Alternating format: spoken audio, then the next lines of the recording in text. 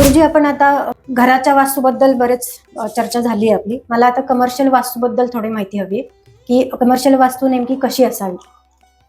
कधीही आपण शॉप किंवा ऑफिस बघायला जाताना मेन हायवे पासून राईट जर कधी घेतोय आणि राईटलाच ती बिल्डिंग आहे,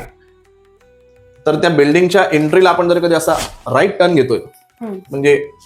सव्य प्रदक्षिणा, उजव्या हाताने प्रदक्षिणा करत जर कधी आपण जातोय, ती वास्तू म्हणजे खूप पॉझिटिव्ह असते. जी वास्तू सतत डावं वळण घेऊन जातोय आपण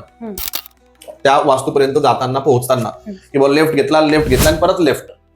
तर मग ते काय होऊन जातं की अशी अँटी क्लॉकवाईज फिरते, ही क्लॉकवाईज फिरते. तसेच जर कधी आता रस्ता